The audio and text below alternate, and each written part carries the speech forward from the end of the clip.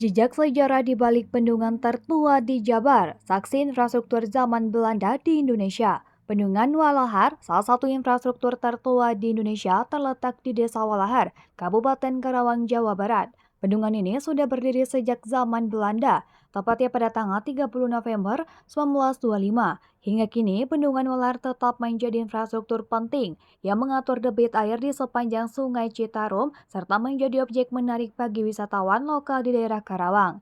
Sebagai saksi bisu histori irigasi pertanian, keberadaan bendungan ini menjadi sektor ekonomi andalan Provinsi Jawa Barat.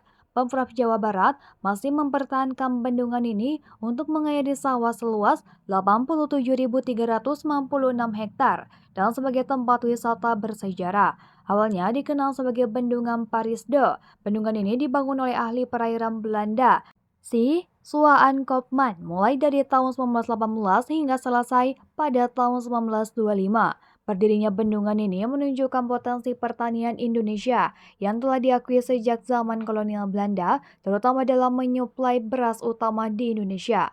Sebagai lokasi bersejarah, Bendungan Walahar jadi saksi pergeseran peradaban sungai, terutama di wilayah Karawang. Dalam hal ini, Belanda telah dikenal memiliki keunggulan dalam sistem pengairan yang mempelopori pembangunan bendungan ini dengan memanfaatkan potensi Sungai Citarum dan membaginya menjadi anak sungai yang menyebar ke seluruh penjuru Karawang.